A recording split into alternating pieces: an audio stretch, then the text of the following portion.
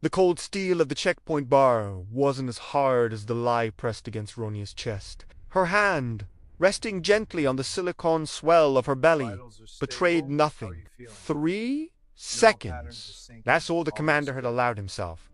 A fleeting touch, a blessing bestowed upon the supposed mother. Now, as the taxi rattled away from the Hezbollah stronghold, the manufactured weight of the pregnancy, the fabricated life, felt heavier than any weapon. To understand the precarious dance she'd just performed, the desperate gamble that had brought her here, we have to rewind to Tel Aviv and the stark, sterile room where the impossible was conceived. Rania was a ghost, a whisper in the wind before they chose her. 32 years old, with eyes that could absorb secrets and a body honed for deception. She was a veteran of MSAD's most shadowy operations. Syria, Jordan, Egypt. She'd navigated the treacherous currents of the Middle East countless times. But this was different. This was a descent into the heart of darkness, a burrow into the most impenetrable fortress on earth, Hezbollah. The briefing room was a somber place, the air thick with the weight of past failures. 3 Mossad informants dead in the last 18 months. Their covers blown, their lives extinguished. Hezbollah's counterintelligence was a ruthless beast, growing sharper, more cunning with each passing day. The Lebanese-Israeli border was a killing zone of suspicion. Every face scrutinized, every vehicle torn apart, every document dissected. The traditional methods had failed. They needed a new weapon, a vulnerability they could exploit. The idea, when it surfaced, was audacious, borderline insane. A pregnant woman, a creature of perceived innocence, a vessel of life, a symbol of hope, someone who would trigger protection, not suspicion. A woman who, in the rigid, honor-bound society of southern Lebanon, would be shielded by ingrained customs of respect. Rania, with a Lebanese mother, her fluent Arabic, and the ghost of summers spent amidst the cedars and the olive groves, was deemed the perfect vessel for this impossible mission. The transformation began in secret, a metamorphosis as meticulous as it was profound. First came the belly, a masterpiece of medical-grade silicon, engineered to withstand accidental touches, to move with the subtle sway of a woman carrying new life. It had to feel real, to react, to become a part of her, an extension of her very being. Hours were spent in front of mirrors, practicing the hand on the lower back, the wider stance, the careful sit, the labored sighs. The 20-pound weight of the fake pregnancy became a constant, an oppressive presence. Then came Amal Hassan, a ghost to haunt the living. 28 years old, born in Nabatee, her life meticulously constructed from forged documents and whispered lies. A deceased father, a remarried mother in Beirut, a construction worker husband tragically killed in an accident. School records, medical histories, even a childhood broken arm visible on old XAAs, all meticulously fabricated, every detail layered with verification points, the paper trail stretching back through the years. The goal, a life so believable it couldn't be questioned. The first time Ranier, as Amal, sat across from Ahmad, Suleiman's mother, she felt the phantom weight of the silicone belly shift, a subtle pressure reminding her of the razor-thin line she walked. Taya, Leban, 2005. The air hung thick with the scent of wood smoke, and the distant rumble of the Mediterranean. She inhaled deeply, pretending the slight nausea that always accompanied her first few hours in character was just morning sickness. Her meticulously crafted pregnancy, a 20-pound burden of medical-grade silicone, was now an extension of her, a shield and a key. She'd spent weeks studying the mannerisms of pregnant women, the way they cradled their backs, the deliberate way they rose from chairs. Now, she moved with practiced ease, her hand unconsciously drifting to the small of her back as she settled onto a cushion in the courtyard. Suleiman's mother, a woman with kind eyes, etched with the wisdom of 1,000 conversations, offered her tea, a gesture that was both welcome and a test. The older woman was a matriarch, a linchpin of the community, and her approval was crucial. Amal's fabricated life story was a tapestry of carefully woven details. A deceased husband, a tragic miscarriage, a longing for family. She had rehearsed every nuance, every tear, every tremor of her voice until it was second nature. As the older women began to ask her questions, she felt a slight wave of nerves. Was she convincing? Would they see through her facade? The courtyard buzzed with the chatter of other women. Children darted between them, their laughter a sharp contrast to the underlying tension that permeated the air. From the other side of the room, she heard the hushed tones of men engaged in conversations that often drifted to the topic of them, meaning the Israelis, the enemy. This was the landscape she needed to navigate, the treacherous terrain where trust was a precious commodity, and a single misstep could be fatal. "You look tired, dear," Suleiman's mother said, her voice laced with genuine concern. "The pregnancy is difficult." "Yes." Amal nodded, her eyes welling with the fabricated exhaustion. She had spent hours preparing for this moment. This was the moment where she would gain more trust than usual. Amal's fabricated pregnancy wasn't just a prop. It was a passport. With each shared cup of tea, each shared moment of quiet understanding, the women's defenses soft. They began offering advice on baby names and cradle positions, and sharing stories of their own pregnancies. Amal made sure to listen intently, nodding, offering gentle affirmations. The slow, careful process of infiltration had begun. It was a dance of small gestures and subtle cues, a calculated gamble that hinged on the most basic of human instincts: protection, compassion, empathy. The very things that could also be her undoing if Hezbollah discovered her true nature. She forced herself to relax, to breathe, to become a After all, the woman had to be believable to everyone in the room. She had to be Amal Hassan. The aroma of cardamom and simmering lamb filled the air, a stark contrast to the icy dread that had begun to creep into Rania's heart as she sat across from Ahmad Suleiman's mother, the woman's smile hiding a keen, assessing gaze that could unravel everything. Amal had become a fixture in the community, a pregnant widow welcomed with open arms.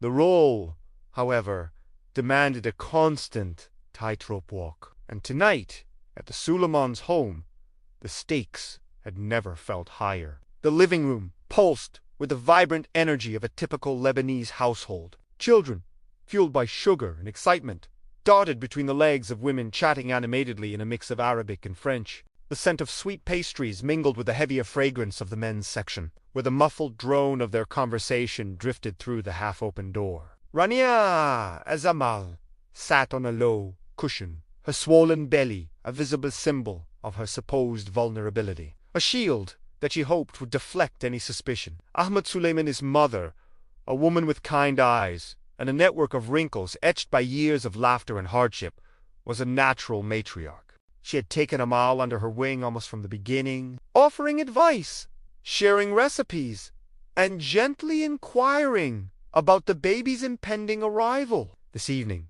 though, the questions felt different, less maternal and more probing. "So, my dear," the woman had said, her voice soft but direct, "are you finding everything you need for the little one? The shops in Tyre can be lacking sometimes." Rania Evra, the actress, played the part of the grateful, slightly overwhelmed mother-to-be. "Oh, Ahmed, you are too kind. I have everything I need, thanks to you and the other ladies in the neighborhood. It's a comfort to have family here, even if my own mother is far away in Beirut."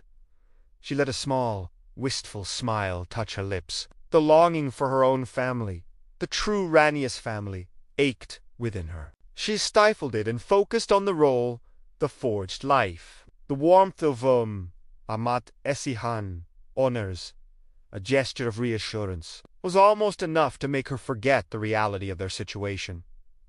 The evening progressed. The women talked about weddings, about family troubles, about the rising cost of food. From the adjacent room, snatches of the men's conversation drifted through, hinting at a shipment, a meeting, a timetable. Rania's internal antenna was always raised, parsing every word for clues. She learned to filter the ordinary conversation, allowing the sounds of home life to wash over her. It was a skill that was vital.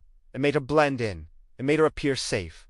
A pregnant woman with no ulterior motive. Then Ahmad brought it up, casually, as though it were the most natural question in the world. I heard you mention that you are not receiving your prenatal care here in Tyre, but in Beirut. Why is that? The question was innocent, but Rania felt the blood drain from her face. It was a test. She needed to deflect, to appear credible, to show no weakness. She needed to appear human. Oh, well, Rania Azamal answered, a slight tremor in her voice. I have been seeing Dr. Saab for some time, since before. Well, before my husband died. We went through a miscarriage together, and I trust him completely. It feels like bad luck to change now, like tempting fate, you know. Her eyes met him. Ahmad's pleading for understanding, for the unspoken acceptance that came with shared female experience. Ahmad considered this, her expression unreadable for a moment. Then, to Rania's immense relief, the woman nodded. I understand, my dear. Pregnancy is such a delicate time. Superstition can be very powerful, and with that, the moment passed. The conversation drifted elsewhere, but the subtle tension remained. Rania could feel it, a tightness in her chest, the ever-present awareness that her every move, every word, was being scrutinized. Her safety depended on her ability to anticipate, to react, to remain hidden in plain sight. She offered a small, internal thanks that she was able to maintain and manage her facade, but she knew the tide could quickly turn. She knew the mission was teetering on a knife's edge. Fatima's gaze, a cold, unwavering laser, had locked onto Rania's, and in that moment, the illusion of Amal Hassan began to crack, the carefully constructed facade trembling under the weight of suspicion. The market, usually a symphony of bartering and laughter, fell silent. The scent of spices and fresh produce momentarily lost in the chilling realization that she was being scrutinized. Fatima stood across the crowded aisle, her eyes, dark and unreadable, fixed on Rania with an intensity that sucked the air from her lungs. Rania forced herself to maintain a placid expression, her hand unconsciously drifting to the small of her back. The familiar gesture of a pregnant woman, a shield against the probing gaze. She was choosing oranges, examining their skins, feigning interest in their ripeness, but her mind was a whirlwind. Fatima wasn't just curious. There was a depth to her observation, a calculated quality that hinted at something more than idle gossip. This woman, Rania knew, possessed a certain influence within the community, a quiet authority that stemmed from an uncanny ability to observe, to remember, to connect the dots. The feeling of being watched intensified, a prickling sensation that crawled across her skin. Rania moved to another stall, pretending to browse the mounds of vibrant vegetables, but the feeling followed her. Each step was a performance, a careful dance of the expectant mother. The waddle in her gait precisely measured, the hand on her lower back a constant reminder of her supposed burden. She could feel her heart hammering against her ribs, the adrenaline coursing through her veins. This wasn't just a casual glance. This was a deliberate assessment. Fatima wasn't hiding her interest, wasn't trying to be subtle. She was openly observing, dissecting every detail, searching for flaws in the intricate tapestry of Amal Hassan's fabricated life.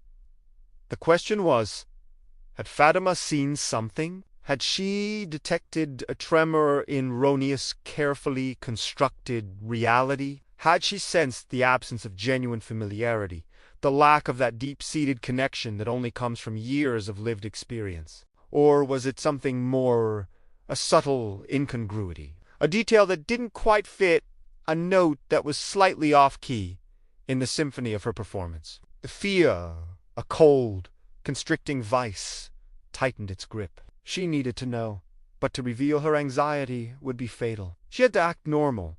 She had to finish her shopping as if she was just a local. Rania forced herself to take a deep breath, fighting the urge to flee. She paid for her oranges and vegetables, her fingers fumbling slightly with the coins, and turned towards home. Each step felt heavy, the weight of the pregnancy belly amplified by the crushing weight of suspicion. She kept her pace measured, the hand on her back, a steady anchor against the rising tide of panic. As she walked, she replayed her interactions with Fatima, searching for clues, for any indication of what had triggered the woman's intense scrutiny. Had she asked a question that was too detailed, offered a piece of information that was inconsistent with the narrative? Had she simply been too convincing, her performance too flawless, that it aroused the suspicion of a different nature? The answer eluded her, hidden in the labyrinth of Fatima's enigmatic gaze. She knew this was the tipping point. The doctor's pronouncements, usually a source of comfort, suddenly felt like a ticking clock, each word echoing the impending doom. It was during a routine examination at a local clinic, the one the community had recommended with such insistence, that the first tendrils of true panic snaked around Rania. She'd been navigating the deception flawlessly, the fake pregnancy a near-perfect illusion, but now a digital shadow threatened to shatter everything. Dr. His face etched with professional concern, had just reviewed Amal's erroneous prenatal records, specifically the ultrasound scans. The clinic was a cramped space, the air thick with the smell of antiseptic and the nervous energy of expectant mothers. Sunlight streamed through a dusty window, illuminating floating motes and the nervous sweat beading on Rania's brow. She sat on the examination table, the silicone belly heavy against her abdomen, a physical manifestation of her precarious charade. Dr. Hamza, a kindly man with a weary smile, had been nothing but polite, asking about her health, her cravings, the baby's movements. All the while, Rania maintained her voice steady, her eyes reflecting the practiced tenderness of a pregnant woman. The ultrasound machine hummed, the gel cold against her skin. The doctor adjusted the probe, his gaze fixed on the screen. The flickering images were a familiar sight, the doctored images of her fabricated son, intended to appear as a normal 7-month-old child. But this chimmy something was different. A subtle pause, a flicker of professional curiosity in the doctor's eyes. "Everything looks healthy," he'd said, his voice neutral. "But I'm not completely satisfied with some of the measurement. I'd like a second opinion." His words, delivered with clinical precision, sent a jolt of ice through Rania's veins. She managed a weak smile, her hands clasped in her lap. "Second opinion," the doctor explained, with a tone of medical detachment, that while everything appeared to be within normal parameters, a specific measurement, the femur length seemed slightly off. The difference was minuscule, fractions of a millimeter, but enough to warrant further investigation. Another radiologist from a nearby hospital would check the images and the numbers again. Rania had to fight the urge to flee. She had meticulously crafted every detail of Amal's fabricated identity, the birth certificate, the medical history, the entire web of deception. But she hadn't accounted for this particular level of scrutiny. The ultrasound had been created by some of the best document forgers in the world, experts at mimicking medical imaging. Yet, here, in a small clinic in Tyre, was the cracks starting to appear in her meticulously constructed facade. The anomaly wasn't a major red flag. Not yet. But it was a thread. An if pulled could unravel everything. The tension was suffocating. Every breath was a gamble. Every smile a potential reveal. Rania, as Amale, needed to maintain composure, to project an air of normalcy that would deflect suspicion. But the truth gnawed at her, a relentless anxiety that threatened to consume her. The world of Amal Hassan was starting to crumble.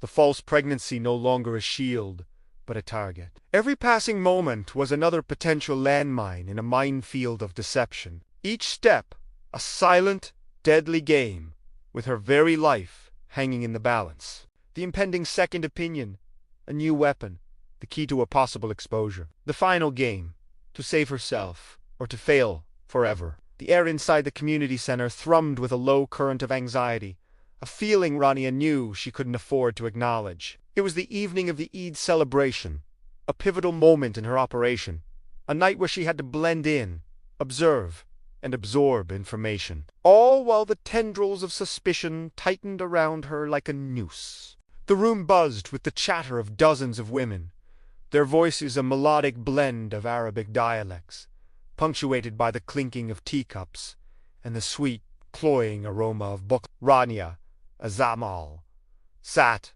on a cushion in a dimly lit corner, her loose dress accommodating the ever-present weight of the silicon pregnancy. She'd perfected the art of appearing demure, of letting the conversation wash over her like a gentle wave, while she searched for something tangible to hold on to. Tonight, that something was the precise location of the weapons cache and the exact date of the shipment. Ahmad Suleiman's mother, bless her heart, had taken Rania under her wing. She kept offering her sweets and tea, and kept trying to set her up with the single men in the community, as though to ensure Amal's safety and well-being. The kindness was almost unbearable, a heavy weight on her shoulders, each gesture of warmth a reminder of the deception. The community's other women, wives and sisters and mothers, treated her with gentle deference, offering advice about baby names and birth and motherhood.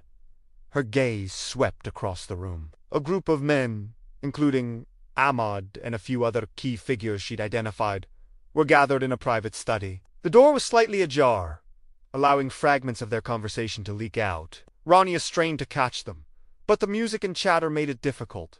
The words were there, just out of reach, like elusive fish in murky water. Suddenly, a wave of dizziness washed over her. She gripped the edge of the cushion, her knuckles white. It wasn't just the heat or the crowded room. It was the fear, that constantly corrosive companion that gnawed at her insides. It was the knowledge that she was walking on the precipice, one wrong step away from exposure, from a fate she didn't dare contemplate. She forced herself to breathe, to steady her racing heart. She could not betray this weakness. A pregnant woman was always tired, always a little faint. She had to use that to her advantage. She let out a small, tired sigh, as if to say, "Oh dear, this party sure is too much." Ahmad's mother saw this and came to her aid, telling her to lie down. Rania protested, wanting to be polite. Ahmad's mother insisted.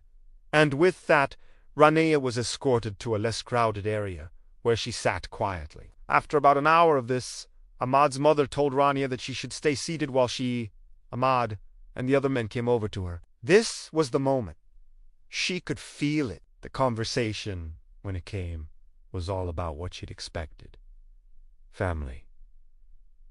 Work. The recent market prices. Rania tried her best to not look bored, all while trying to decipher all the small gestures that occurred during the conversation, so that she could pick up any key information from that. A hand gesture, a facial expression, the tone of their voices. It all added up. But even then, there wasn't anything tangible.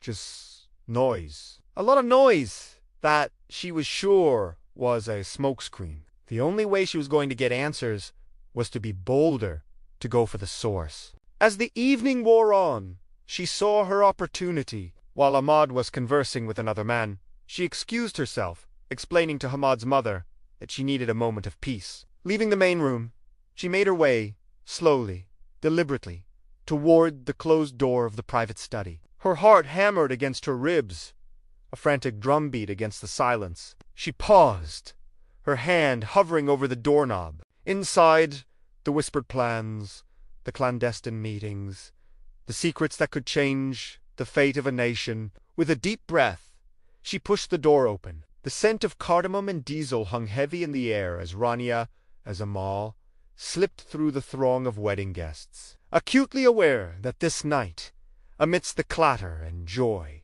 could be her last. The air buzzed with the frenetic energy of preparation. Women, their faces painted with coal and laughter, swirled around her, chattering in rapid Arabic. The music, a frenetic mix of drums and synthesizers, thumped in her chest, a counterpoint to the frantic rhythm of her own heartbeat. Tonight, she had a chance to extract vital information. Tonight, she might die trying. The courtyard, usually a place of quiet contemplation, was transformed. Tables overflowed with food lamb kebabs sizzling over charcoal, mountains of fragrant rice, sweet pastries glistening with honey. The men, their faces flushed with a potent mix of alcohol and machismo, clustered in the corners, their voices a low rumble punctuated by bursts of laughter. Rania spotted Ahmad Suleiman, his thick beard a stark contrast to the crisp white shirt he wore. Surrounded by a group of men she recognized from previous gatherings Hezbollah figures.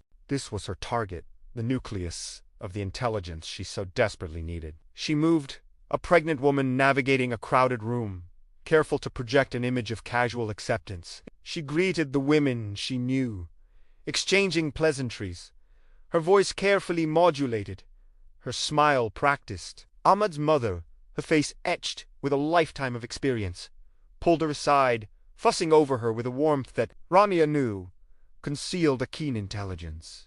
"You look tired, my dear." She clucked her fingers gently, brushing Rania's cheek. "Sit down. Rest. You must save your strength."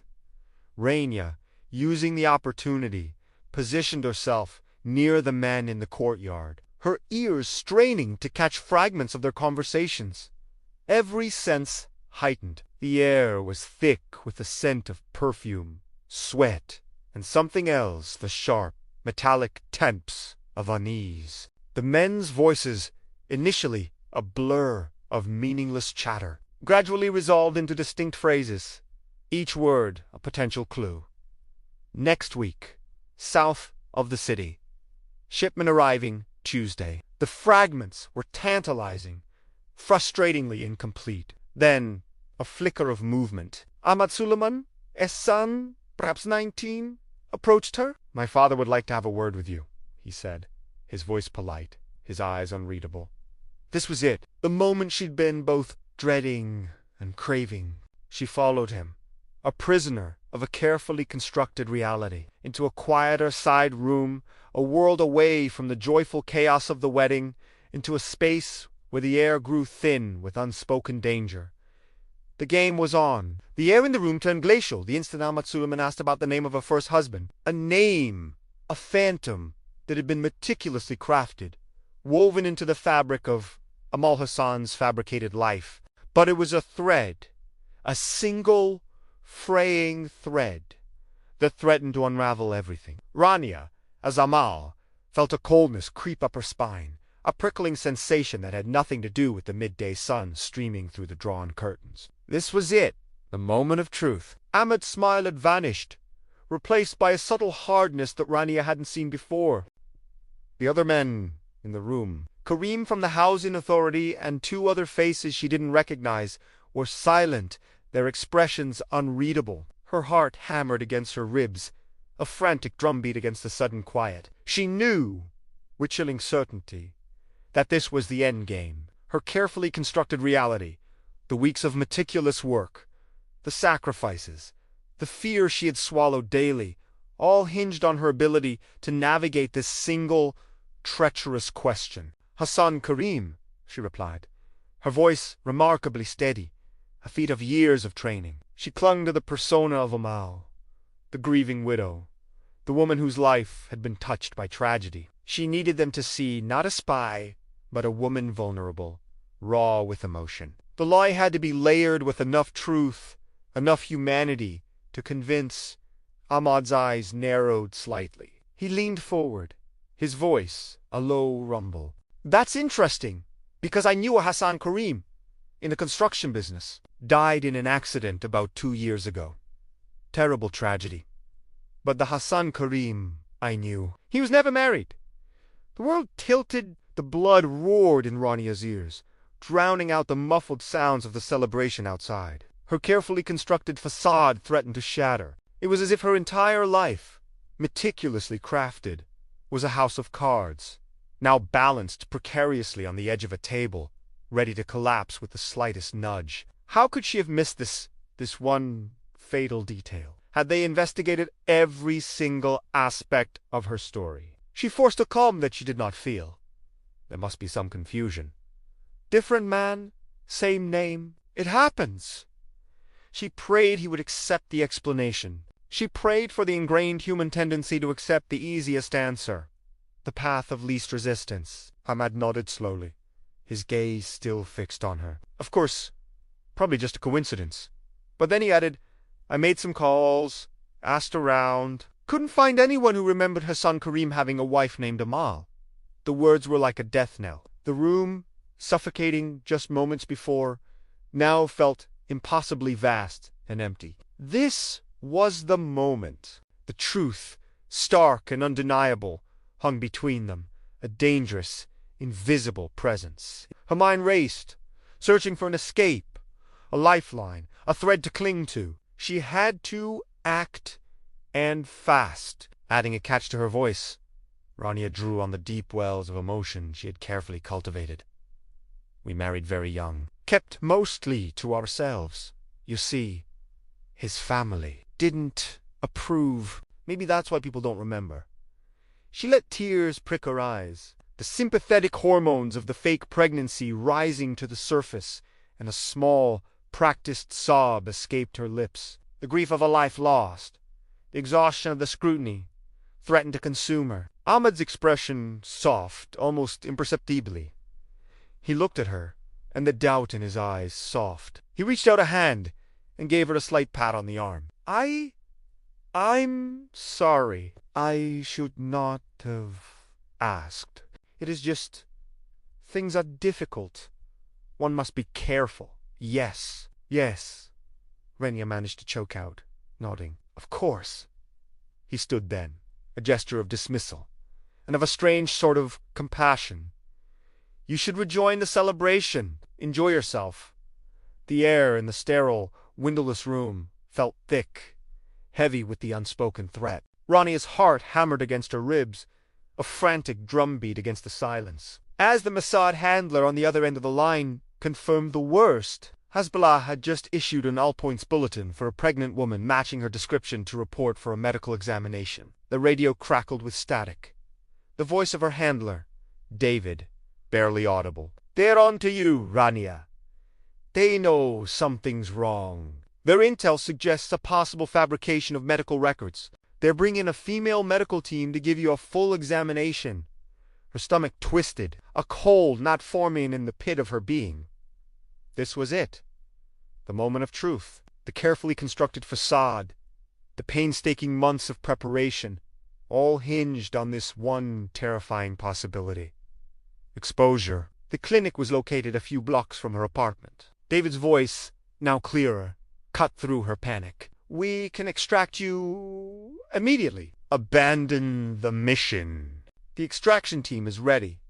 But the thought of leaving, of abandoning all she had achieved, clawed at her resolve. She'd gotten so close. She'd heard whispers of the shipment, the underground facilities, the timing. To leave now felt like a betrayal of all the work, all the risk. Rania took a slow, deliberate breath, trying to slow her racing pulse. She closed her eyes, visualizing the face of Amal Hassan, the woman she had become. The fear was a living thing, a shadow clinging to her, threatening to engulf her. She had to think, to calculate, to find a way out. Her mind raced, sifting through the options, searching for a path that wouldn't lead to capture. Her only advantage was time. She had a few hours until the designated time to arrive for the medical appointment. Hours that could make a difference. David's voice came again, urgent. Rania, what's your status? Do you copy? Copy, she whispered, her voice tight. I'm staying. I need more information. The extraction is too risky at this stage. I'm almost there. Against my recommendation, David stated calmly. You understand the risks? Rania stared at the blank wall, a strange calm washing over her. She knew the risks. Death, torture, the slow, agonizing unraveling of her identity. But she had come too far to turn back now. She had to get herself out of the community's eye. She would create a distraction. She'd make them think she was gone. She ended the call and let the phone drop to the floor. She forced herself to breathe deeply, to calm the tremor in her hands. She had a plan, a desperate gamble that relied on her ability to manipulate, to deceive, to create a believable illusion of her absence. She'd learned from her experience. The details were crucial, the small lies that sold the big ones. She would leave a trail of breadcrumbs, a carefully crafted narrative that would lead them to believe she had fled, vanished. It was a race against time, a battle against the inevitable. She would do her best to outrun the storm and give Israel the edge it needed. The game was far from over. The weight of the world, or at least the 20 pounds of medical-grade silicone strapped to her belly, felt heavier than ever as Rania stared at the extraction instructions. Her breath hitched. The carefully constructed facade of Amal Hassan about to shatter like a dropped vase. The whispers, the glances, the subtle shifts in Ahmad's demeanor, it all culminated into a chilling certainty. She was exposed. The apartment, once a haven, now felt like a cage. Sunlight streamed through the cracked windows, illuminating dust motes, dancing in the air, mocking the illusion of normalcy. She moved with practiced ease, her hands steady as she began the ritual of undoing Amal. The fake pregnancy, the very tool that had granted her access, now bound her, a cumbersome anchor in a sea of suspicion. First, the dress, then the carefully chosen undergarments, each removed with deliberate slowness. Finally, the silicone belly. As the adhesive released its grip, a wave of relief washed over her, followed by a sudden, jarring emptiness. The illusion was gone, the protective cloak of the pregnant woman shed, leaving her exposed and vulnerable. She traded Amal's clothes for the dark, practical attire of an operative, clothes that would allow her to move with speed and agility. Every movement was now deliberate, her senses heightened, the street outside the apartment a dangerous unknown. She glanced at her watch, the seconds ticking by with agonizing slowness. 6 hours until the extraction team. 6 hours of cat and mouse in a city now, actively searching for her. The back window was her only escape route. She moved through the apartment, checking for anything that could betray her. A forgotten scarf, a misplaced hairpin, her fingers brushed against the worn wooden frame of the window. A portal to the alley below, to freedom or oblivion. The streetlights cast elongated shadows as she descended, each step echoing in the sudden silence of the night. Her heart pounded a frantic rhythm against her ribs. The alley was a labyrinth of shadows, the air thick with the smell of garbage and decay. She moved swiftly, her training taking over, every muscle memory honed by years of covert operations. She melted into the darkness, a ghost navigating the sleeping city. The first few kilometers were a blur of adrenaline and cautious awareness. She weaved through the labyrinthine streets, utilizing every shadow, every blind corner, keeping her senses honed for any sign of pursuit. But then, a prickle of unease. Not the casual surveillance she had become accustomed to, but a more direct, purposeful observation. The feeling of being... She quickened her pace, her breath catching in her throat, her gut screaming danger. The alley opened into a wider street, and as she risked a glance over her shoulder, she saw the headlights. Too fast, too deliberate. The car accelerated, the headlights cutting through the darkness like predatory eyes. There was no mistaking the intent. She had been compromised. She was running. She was free, finally free of the belly, of the waddle, of the constant performance. But the city itself, the close, shadowed warren of Tyre, had become a cage. It was 2 a.m, the air thick and heavy with the scent of sea and diesel, and Rania, no longer Amal, moved like a ghost through the sleeping streets. She was a hunter again, not prey. The back alley was a black maw, swallowing the dim light spilling from infrequent windows. Every shadow seemed to writhe.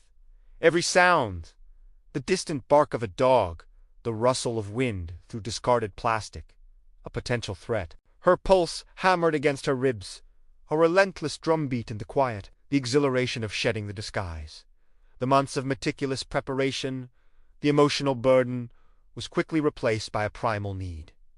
Survival. She moved with a practiced grace, a fluidity born of years spent in the shadows. Years spent honing the skills that now kept her alive. Her boots, once carefully chosen to mimic a pregnant woman's clumsy gait, now ate up the kilometers of cracked pavement. She kept to the peripheries, the narrow spaces between buildings, where visibility was low and escape routes plentiful. Her eyes darted, scanning for movement, for the glint of metal, for any sign of pursuit. The fear, the constant companion of the past weeks, had morphed into a cold, hard focus. She was a machine now, programmed to evade, to survive. The extraction point, a nondescript gas station 15 kilometers north, was her only objective. The weight of the last 22 days still lingered, a phantom ache in her lower back. The memory of the questions, the scrutiny, the almost certain betrayal in Ahmad Suleiman's eyes,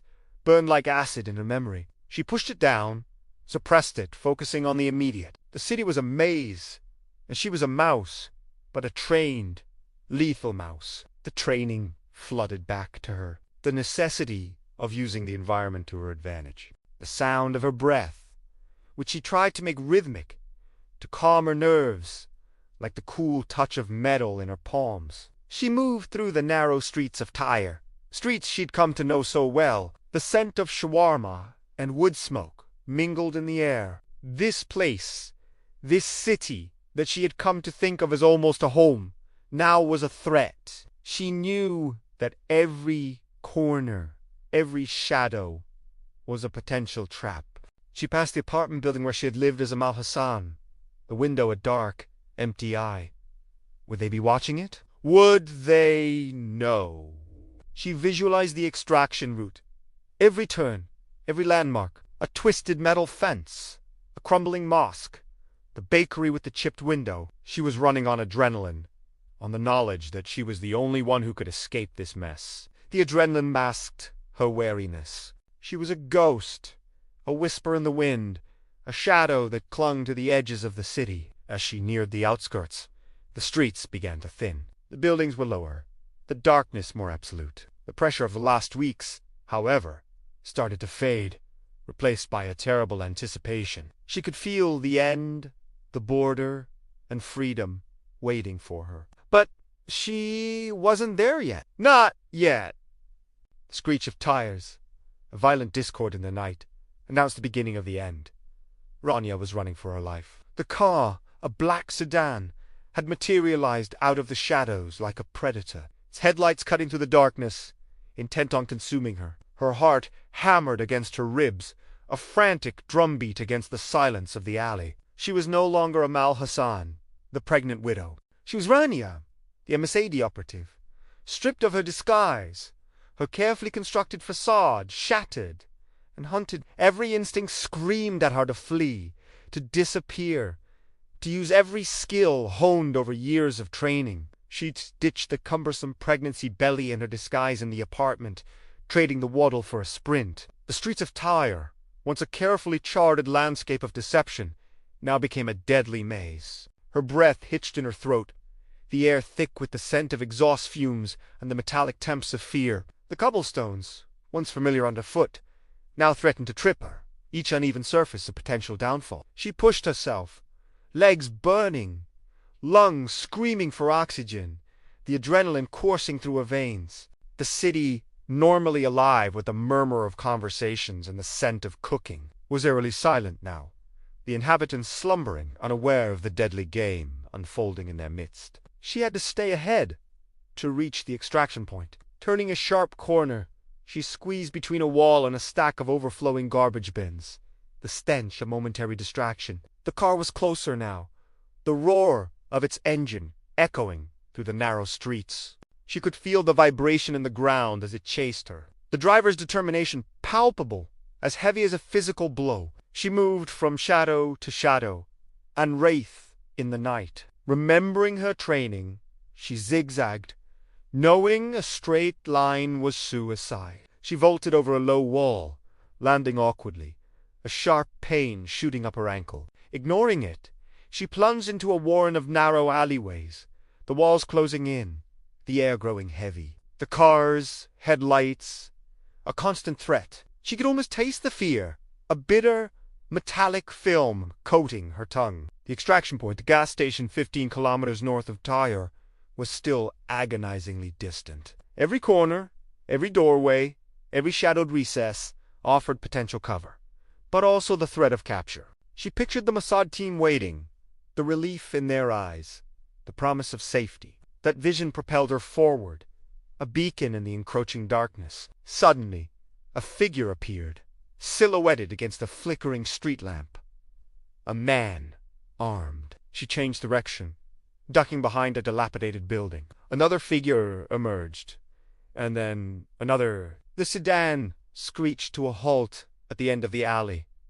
Trapped, her pulse hammered, the blood roaring in her ears. She was exposed, cornered, her mission, her life, hanging precariously in the balance. The air tasted of diesel and fear. Rania could feel the blood hammering in her ears, each pulse a drumbeat counting down her survival. The extraction team's signal, a beacon of hope, was still 2 kilometers away, and between her and them lay a gauntlet of armed men. Fueled by rage and the bitter taste of betrayal, she sprinted through the moonless night, the loose fabric of her borrowed clothes flapping against her, no longer a pregnant woman, but a predator unleashed. The narrow alleyways of Tyre, once a safe haven for her fabricated life as a Mal, now clawed at her with shadows that seemed to writhe and shift. Every darkened doorway, every empty window, became a potential ambush point. The metallic tang of fear sharpened her senses. She could hear the shouts now, the distinct, guttural Arabic of men in pursuit. They were close. Too close. Her lungs burned, a searing ache that threatened to cripple her, but the adrenaline kept her moving, a machine of muscle and will. The waddle, the careful gait of a pregnant woman, was a distant memory. Now, it was about speed, about survival, about exploiting every shadow, every hidden corner of the labyrinthine city. She veered sharply, diving into a crumbling building site. The stench of wet concrete and rust filled her nostrils. She stumbled over a discarded rebar, the jagged edges a constant threat. Her ankles twisted, a sharp pain that she ignored, channeling every ounce of her energy into forward motion. A sudden crash echoed behind her, the unmistakable sound of someone stumbling into her wake. They were closing in. The heavy footsteps thudded, a rhythm of doom. She emerged onto a wider street, the asphalt slick with the recent rain. Headlights pierced the darkness. A car, its engine roaring, barreled towards her, its intent clear. She recognized the car. It was one of Ahmed Suleiman's goons. They'd been surveilling her. She dodged, her training kicking in. She sidestepped as the car screeched to a halt inches from her. 2 figures leapt out, armed, their faces grim. She ducked, rolled, and pushed herself onto her feet as they opened fire. Bullets whizzed past her, biting into the brickwork, kicking up dust and debris. She had to get to the extraction point. Each meter was a gamble. She had to believe in the plan, in the professionalism of the Mossad team. With one final burst of speed, she sprinted down the street, hoping they could stop the car. She risked a glance over her shoulder. The car was gaining on her. She heard the shouts grow closer. Then, a sudden, blinding light. The extraction team's vehicle, a battered van, skidded to a halt in front of her. The rear door slammed open. A figure, silhouetted against the internal glow, yelled, "Get in." Now, relief surged through her, a wave washing away the fatigue, the fear. She sprinted the final few meters, threw herself into the vehicle as a barrage of bullets shattered the rear window. The doors slammed shut, and the van roared to life, tires spitting gravel as it hurtled away. Sirens wailed in the distance. The chase was over. They were alive, they were free. But the echoes of Tyre, the faces of those she had deceived, the ghosts of the life she'd left behind, would forever haunt her. The air crackled with the residue of adrenaline and fear, the scent of diesel and dust clinging to Rania long after she'd crossed the border. The silence in the Mossad debriefing room felt even louder than the gunfire she'd just escaped. The fake pregnancy lay discarded, a useless, hollow shell of silicone on the cold metal table. Back in Tyre, the apartment felt impossibly empty. The scent of Amal Hassan, the scent of the woman she'd painstakingly become, lingered in the air, a phantom presence. Ahmad Suleiman stood in the small living room, his face etched with a mixture of disbelief and fury. The medical-grade silicone belly lay on the floor, testament to the elaborate deception, the audacity of the breach. He picked it up, turned it over in his hands, tracing the smooth curves with a calloused finger. He saw the deception, the mockery of their trust. But more than that, he saw the chink in Hezbollah's armor, The vulnerability they hadn't known they possessed. The intelligence Rania had gathered was fragmented, like pieces of a broken mirror. It wasn't a complete picture, not the detailed blueprint of a military campaign, but it was enough. She had confirmed the timing of a major weapons shipment, the approximate locations of underground storage facilities, and, most importantly, the identities of key commanders involved. This was the raw data, the seeds of a future victory, the foundation for a preemptive strike. In the ensuing weeks, Israeli intelligence acted on the information, weaving together the scattered fragments into a tapestry of military strategy. When Hezbollah launched its planned offensive 6 weeks later, Israel was prepared. They weren't blind. They knew the approximate locations. The battle that followed was brutal. A dance of death played out across the landscape. The war was never perfect. They suffered casualties, the inevitable cost of conflict. But they were not caught off guard. Hundreds, perhaps even thousands of lives were spared due to Ronia's sacrifice. But there was another, deeper victory, one that resonated far beyond the battlefield. Hezbollah had always prided itself on its impregnable security, the absolute control it exerted over its territory. They believed their counterintelligence was a shield that could deflect any threat. The fake ultrasound operation shattered that illusion.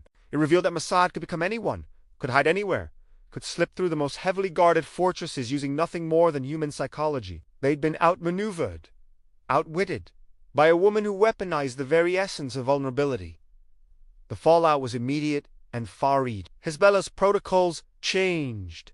Paranoia became their new normal. Every pregnant woman was scrutinized, every newcomer suspect. The community, once a tightly woven tapestry of trust, began to unravel. The camaraderie, the sense of shared purpose, was replaced by suspicion and fear. The organization became less efficient, more fractured, consumed by internal distrust. The doubt, the seed of uncertainty, planted by Rania, would gnaw at them for years to come, a constant reminder of their fallibility. Rania, now back in Tel Aviv, would never truly shed the identity of Amal Hassan. That woman, the pregnant widow of Tyre, the woman who had walked among the enemy, would forever be a part of her. Her real name remained locked away, her face hidden from the world. She was living under a new identity, a new life, a new beginning. The operation revealed the truth about intelligence gathering that agencies had suspected, but rarely proved with such chilling efficacy.